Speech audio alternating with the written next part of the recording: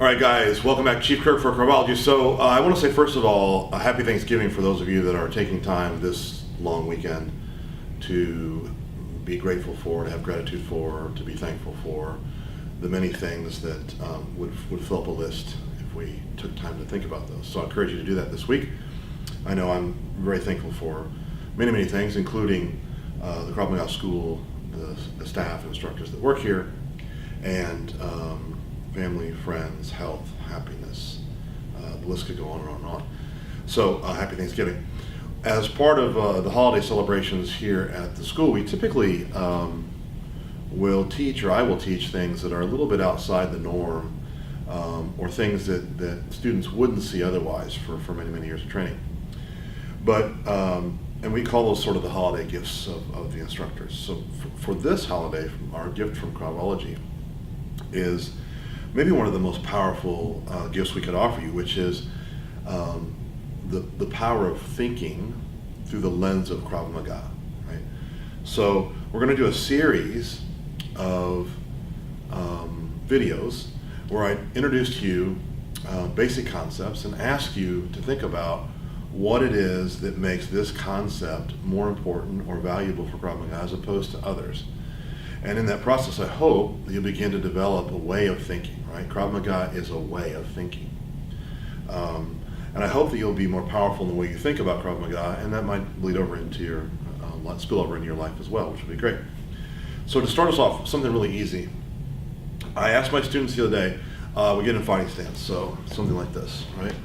And I'm ready to make my fighting stance. I have a big box here. I create a big hole, and I create at least an illusion, if nothing else, in this case, actually more than illusion, that the sides of my body are defended. My arms are here. And so what I do is I facilitate and encourage an attack that comes down the middle or down the center line. In this case, a right straight punch. You could get a left straight, although jabs are rarely thrown in very high stress situations. But either way, the point is I'm inviting a punch to the center line. Now, if we start to think about that, the first question we might ask is, why? Why are we doing that? And when you start to think about the whys, there are many, right? So my question for you this week, as you think about this is a puzzle for you. I'll cover more of it next week, and then I'll give you another riddle. Is if a round punch generally takes a longer path to you than a straight punch, why would we want the straight punch? Does it say something about how we defend the straight punch relative to other punches?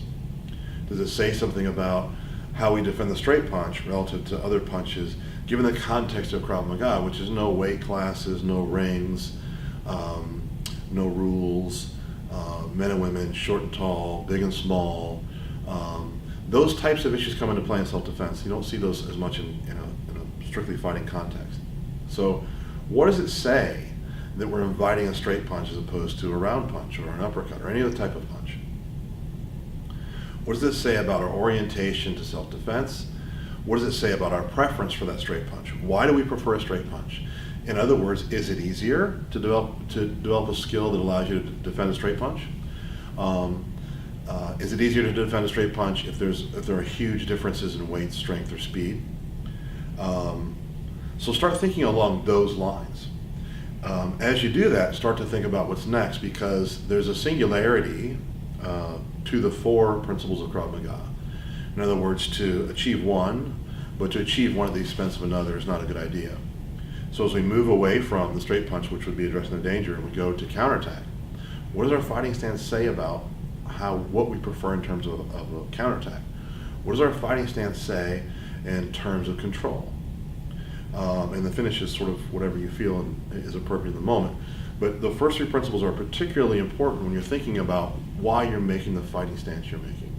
And it's interesting when we talk about this in classes, whether it's a regular class or a level 2, 3, 4 class, or whether it's even in advanced programming.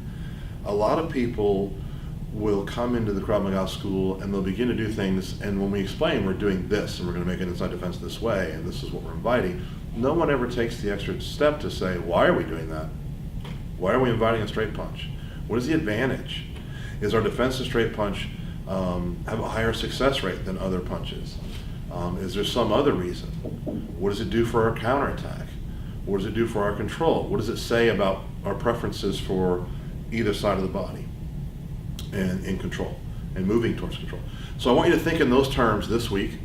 I've given away some of the answers, obviously, at some level, but think about them. And drop down to the bottom of the video here, post on that box, that white box, say, here's my theory. I'd love to hear what you guys have to say.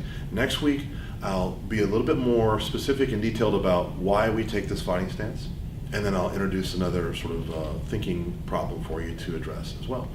So until next week, happy Thanksgiving, happy holidays, and as always, walk in peace.